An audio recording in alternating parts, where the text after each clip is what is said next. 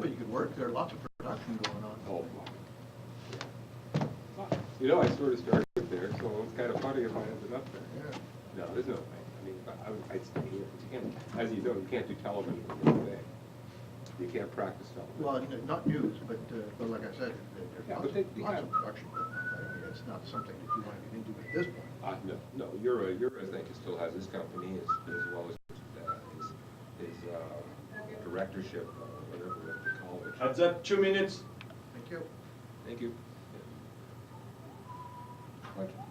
Like, Is he Sean still at the Croteau's college? there. Sean's still at the station. Sean Croteau. Sean Croteau, he's working at Bureau. I probably know him. You don't Go see right him. chat with him. He's been there for years. He's still working there. He loves it because he does mostly production for the station. Yeah. Gets his vehicle, there's no pressure as such. We wouldn't like the pressure.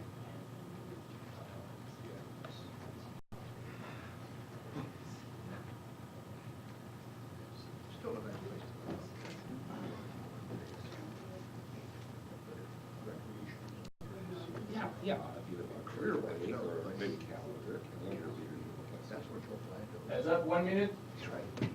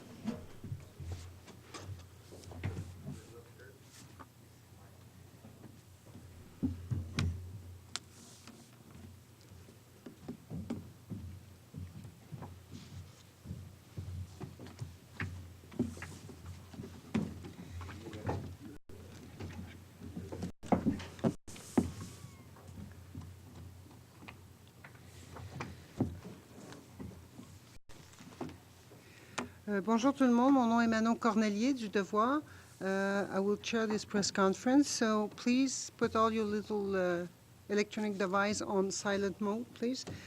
On a avec nous un groupe d'experts qui invite le G7 à prendre une action immédiate contre au sujet de la crise au Myanmar et Bangladesh.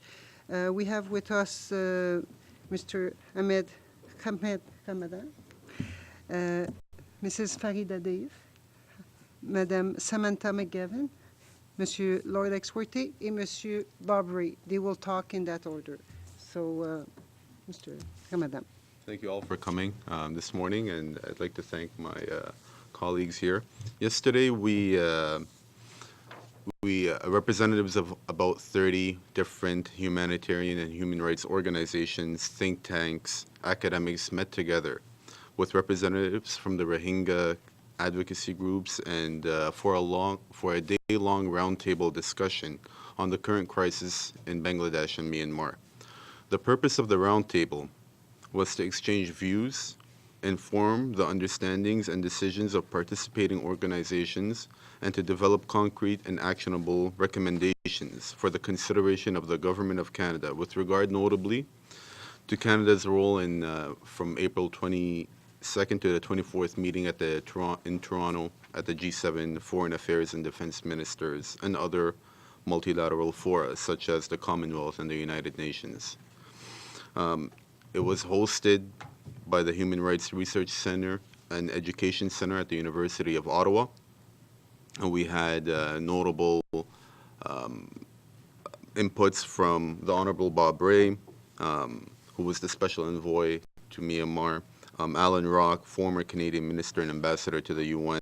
We had inputs from the Nobel Peace Prize laureate Mayreed Maguire, Rohingya lawyer Razia Sultana, the Honorable Lloyd Axworthy, former Canadian Minister and Chairperson of the World Refugee Council, and Canadian officials attended the meeting at different times of the day. So the purpose of this was to build on the report of Canada's Special Envoy to Myanmar's report. Discussions were structured around three main areas that require urgent action and coordination. So we discussed the humanitarian crisis, civilian protection and refugee reintegration, and the question of impunity. Discussions on all the issues areas recognize that the current crisis in Myanmar and Bangladesh is the most recent and severe manifestation of several decades of marginalization of ethnic minorities in Myanmar. Solutions will therefore need to be multi-pronged and multifaceted, and coordination needs to be sustained. And we hope that the meeting yesterday is just another step along a continued effort by these groups and stakeholders. Thank you. Thank you. Thanks very much. First of all, I wanted to welcome Mr. Ray's report and the recommendations and Canada's continued engagement and rapid humanitarian response to the Rohingya crisis. Like many of the humanitarian and human rights organizations present yesterday at the meeting, Human Rights Watch has monitored and reported on the treatment of the Rohingya in Myanmar since the 1990s. Our field research into the current situation concluded that the military is responsible for crimes against humanity during its campaign of ethnic cleansing against the Rohingya population. These atrocity crimes include widespread killing, rape, and other forms of sexual violence, and systematic arson against predominantly Rohingya villages. It is clear that what we are witnessing is an appalling deterioration in Myanmar's human rights record over the past year. It's critical that we characterize the situation not only and purely as a humanitarian crisis, but rather at its core a human rights crisis that resulted in a humanitarian one. Thus far, Myanmar's leadership, especially its military commanders, have been able to ignore diplomatic pressure to put an end to the abusive policies. It's clear that the military's behavior will not change until the cost of inaction is too high for them to bear. Within the current context of absolute impunity for these grave crimes, Canada can play a critical role in forging a path towards justice and accountability. The Government of Canada should maintain a strong and consistent call for a referral of the entire situation to the International Criminal Court. The court, as you know, was created specifically to address situations like this, where grave crimes were committed with no consequence. The Government of Canada, in partnership with like-minded states ahead of the G7, as well as following that, should also lead the call for the establishment of a mechanism to collect and preserve evidence of crimes to be used in future prosecutions. And finally, the government should expand targeted sanctions against military officials and military-owned enterprises and call on other G7 members to do the same in order to broaden the impact of these sanctions.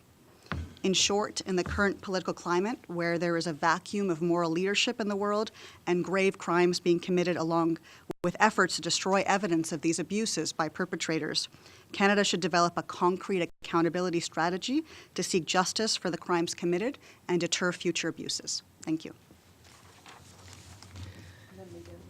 Merci. Interpares has been working in Burma for 25 years with ethnic civil society organizations, including Rohingya, but also Karen, Shan, Kachin, Mon, and other ethnic nationalities, who in 60% of the country represent nearly half of its population.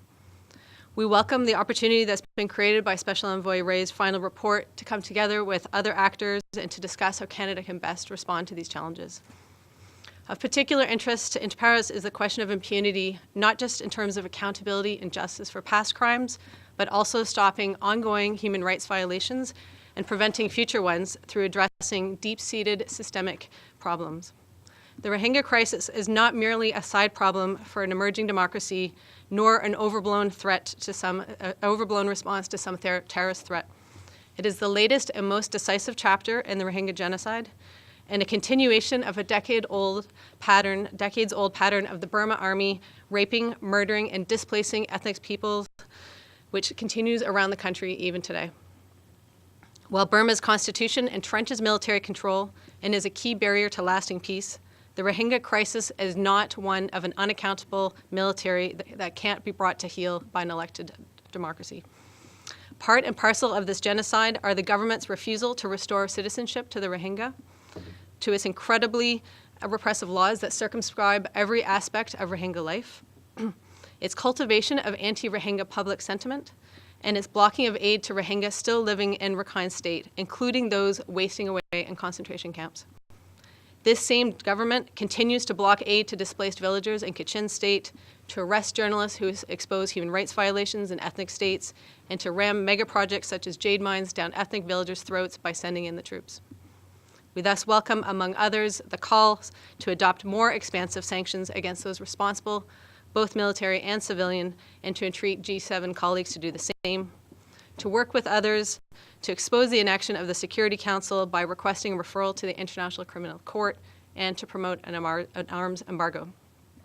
We also underscore the need to support ethnic civil society organizations' decades-long and vital human rights documentation and promotion work, and to celebrate and to promote their long-term efforts to create true democracy in Burma, one in which such chapters as this cannot be repeated. Thank you. Thank you. From the World Refugee Council, the report that Bob Ray tabled and the hoped-for response of the Canadian government, I think, has a real catalytic effect in beginning to draw serious attention to the really quite massive and broad-spread sufferings that are going on. This is a particularly egregious one because it is, has been described, totally and completely without any rationale or reason other than the fact that it's steeped in a very deep ethnic and cultural division. There's an immediacy to it. I think that's one of the things that really prompts the work of this roundtable, and I hope will provide the impetus for government action. The 600,000 plus Rohingya refugees that are now across the border are living in a precarious camp situation that can be totally disrupted by the oncoming monsoon season, at which point then you will have a personal disaster of major proportions to deal with. The Canadian government, by taking quick action, I think can provide some form of preventative response, can help mobilize other donors and other players to provide the kind of rescue operation before the tragedy takes place. The thing that is important to point out is that attempts to try to resolve issues like the major refugee crisis in Bangladesh is that the refugee system itself is faltering. It's, many say it's broken. There's an ongoing attempt at the United Nations to try to find some reform. There's a negotiation, intergovernmental negotiation going on to begin looking at how refugees can be given stronger identity, stronger positioning, be integrated into the economics. It's a long way from becoming a reality because there is no money in the system. Refugee support is totally dependent on contributions, as if you were providing fundraising for the local spring prom. And there's simply what is being faced in the Rohingya case in particular, is there simply isn't enough resources right now to make it work. And that's where I think the call for a Canadian initiative becomes all the more apparent. There aren't many others who are prepared to play in. And at the same time, I think it also raises the important issue of having to reform the financial system, to move away from what was established in 1951 and is no longer capable of supporting the important work of protecting and providing a security for refugees in some 20 or 30 outbreaks that we're now trying to contend with. So that reform issue does need to be focused, and we see this particular important issue as one that can bring strong identification, strong recognition, and we hope strong action from the rest of the world community, realizing they can't push it under the table, they can't be simply subject to the internal politics of the country. This is a global issue of great significance. Et je veux commencer en remerciant tous les groupes de la société civile qui se sont rencontrés hier. On a eu une bonne discussion sur la situation à Myanmar. C'est une situation très grave et on doit parler non seulement d'une crise humanitaire qui est très sévère, et à Myanmar, et à Bangladesh, mais aussi on doit parler d'un conflit réel, politique, qui a duré très longtemps et a causé beaucoup de peine à la population de Myanmar. Non seulement les Rohingyas, mais maintenant, il y a 1 million de Rohingyas qui sont partis de Myanmar. Et alors, voilà, c'est pourquoi je crois que le Premier ministre m'a demandé de faire mon rapport. J'ai apprécié beaucoup l'appui que j'ai entendu hier aux recommandations dans mon rapport, et j'espère que le débat qui va suivre mon rapport, les discussions qui vont avoir lieu à travers le pays, que ça va nous aider à faire même plus et à faire le nécessaire pour résoudre le problème. Et comme a dit M. Axworthy, c'est non seulement un problème à Myanmar et à Bangladesh, mais c'est un problème mondial. Il y a tout près de 65 millions de réfugiés dans le monde. C'est la crise la plus importante depuis la fin de la Deuxième Guerre mondiale. Et le système qui existe maintenant n'est pas suffisant pour répondre aux besoins réels et sévères qui existent. Alors, il faut regarder toutes les questions financières, etc., pour faire face à ce problème. I was very glad to be at the meeting yesterday. It was a very lively discussion among 30 stakeholder groups, civil society organizations of humanitarian, human rights, many different organizations, and also it was a good participation from the Rohingya community in Canada, and I was very pleased that we were able to have the discussion yesterday.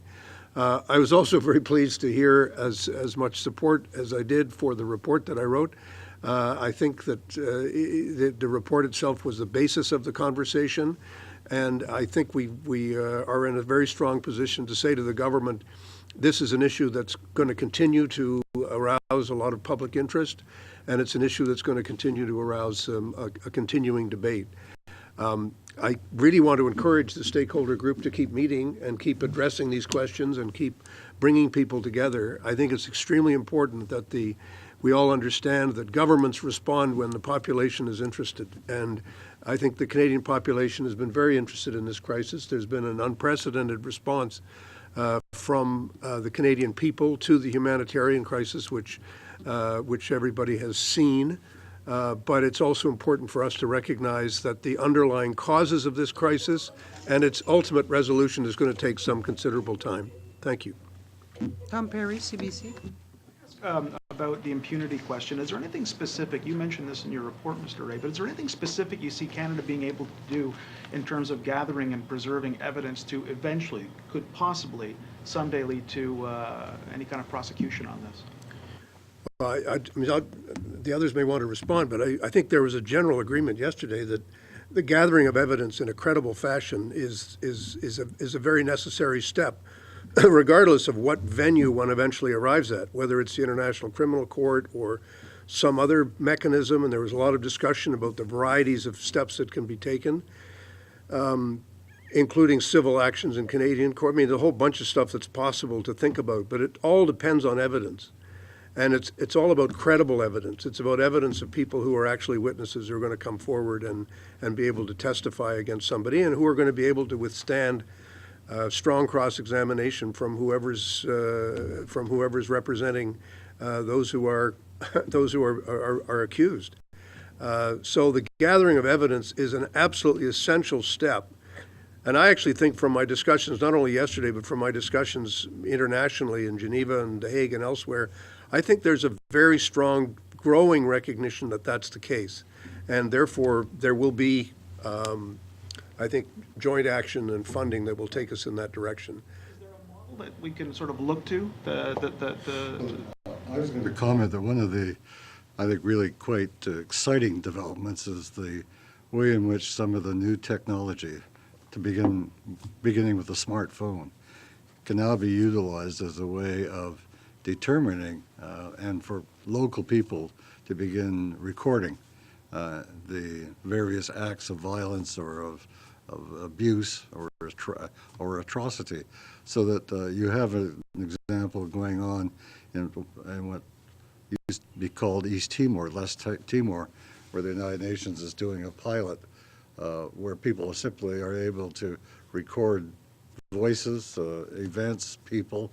That goes into a central algorithm, if you like, and it very quickly points out, and it's all protected, it's all encrypted, so nobody is in fear of being subject to a government control.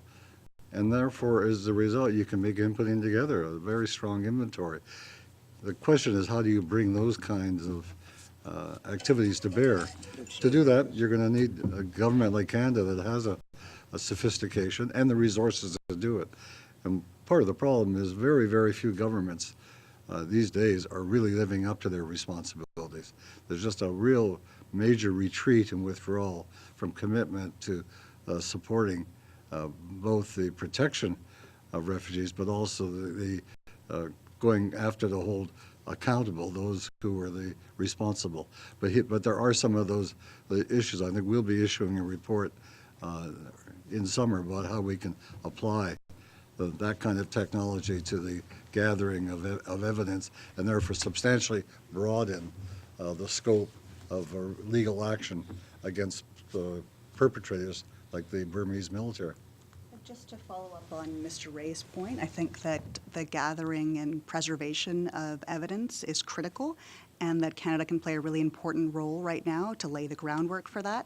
The UN Human Rights Council established a fact-finding mission of investigators to collect evidence. They haven't been granted access to Rakhine State. They will be concluding their work in June, have their final report in September. So they're really going to be stopping the sort of collection of evidence by June. And so there is a real need for a successor mechanism following the fact-finding mission. And one of the models for that certainly is a model that was created in Syria to do just that, to preserve and collect evidence of crimes.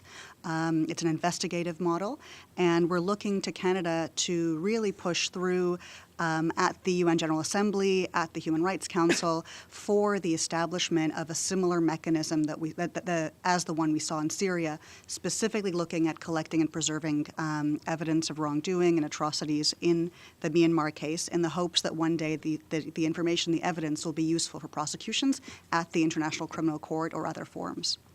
The ICC, I know, is considering whether it has jurisdiction over the Rohingya crisis.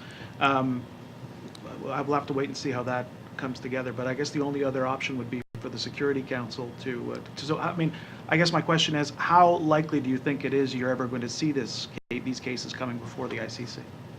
Well, it's early days. I mean, in terms of how these things work out, I mean, it took a long time before the people were ultimately tried for war crimes in Yugoslavia. It takes a long time to build a case. It takes a long time to collect the evidence. It also takes time to sometimes to find the appropriate court or place of jurisdiction where you're going to be able to have that held. But I think the fact is that the more this is discussed openly, the more there will be, I think, a lot of good discussion about where it can go and how it can go. And I think I came away from the discussion yesterday on the impunity issue, which was only one of several issues that we talked about, feeling that that we're on a path where we can actually make some real progress. And I think the next key is using the international institutions themselves to see who else is willing to work with us on this question. And I think my own sense is there will be quite a number of countries who will be willing to work on this.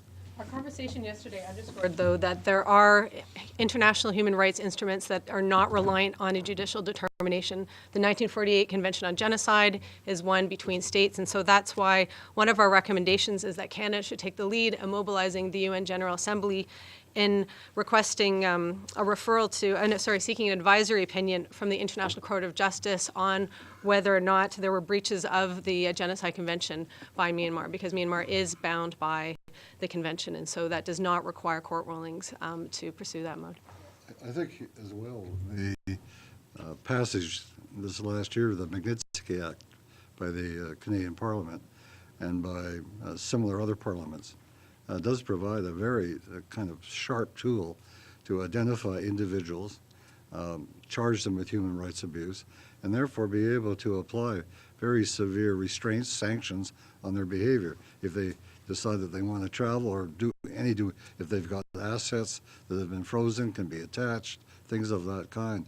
And I think that that's where the creative application of a law against humanity.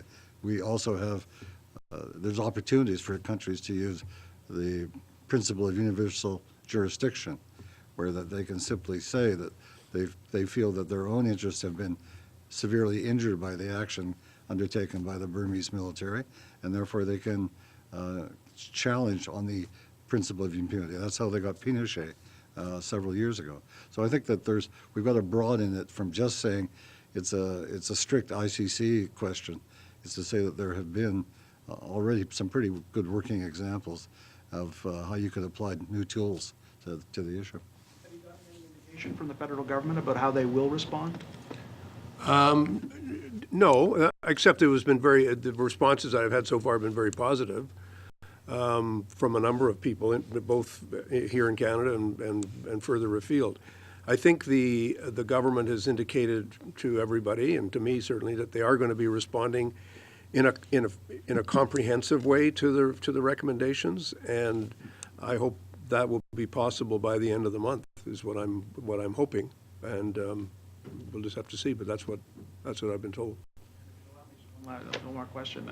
Do you foresee a scenario where the Rohingya are able to go home, or do you think that the crisis there is at such a level, and the historical factors are such that it's never going to happen? There will always be different opinions about that. I think where there was a common ground yesterday, and everybody can talk about this, and what I certainly heard was that the conditions that I think are now generally agreed, which is it has to be voluntary, there have to be safe, secure, sustainable conditions, there has to be a path for citizenship, there has to be a series of political changes in order to truly say to people, you're here and you're here to stay. Otherwise, if we don't get that, then otherwise we're just going to see the same thing we've seen over the last 20 years, which is a pattern of people coming back. There's been several agreements for people to return and look and see what's happened. So there will be lots of opinions about what is the likelihood of this happening, but I think everyone says yes, that would be great if it could happen. But allowing it to happen is going to require more changes than we've seen so far. And that's going to have to be clearly an international set of agreements. We know by history, for example, that India several years ago refiled some 200,000 Rohingya, I think it was. Other countries, it's becoming one of the most serious violations taking place amongst refugees, that efforts to push back. Part of it is being driven by the lack of money by the host countries. Others because of the politics internally, that people can whip up antagonisms towards to the strangers in their gate. And we have to substantially strengthen the international rules to go back to the convention in '51 and make sure that those who are in the convention live up to it, because many of them are basically withdrawing. And secondly, to expand the coverage of that convention against refoulement, because it's what you're seeing happening now in efforts to already remove Rohingya back into the country. It's also happening in the Middle East. It's also happening in some other parts of Africa that they're being pushed back, as Bob said, to the crisis and the violence that they're trying to escape. And that is a horrible judgment on where we're at as a global community, that we're actually condemning people back to the victimization that they first suffered. I think if you look at, there's 1 million people that are living now in Bangladesh, and any way you try to move these people around, it's going to be very difficult. So, eventually they will have to go back, I believe, to their homeland. But the difference now is, you could really see that Canada has taken this seriously with the appointment of Bob Rae. Even his report is groundbreaking in a sense that it's not from an institution, as in like an NGO or the UN. It's from a government that is now taking this up on itself. And I believe that Canada does view themselves as the leader in this issue. So, these conditions that Bob Rae was speaking about, and we discussed yesterday, it's going to take time for it to be met, where it's going to be voluntary, where it's going to be safe and secure with dignity, with their citizenship in hand. But, eventually I think there's no option, because Bangladesh isn't going to, there's been some that have been living in the Bangladeshi camps for 25 years, in refugee camps, so they can't continue to live under those circumstances. And I just wanted to add that there is a co-chair summary of yesterday's roundtable meeting. This is going to be available publicly and will be submitted to the government as well for the G7 summit and moving forward.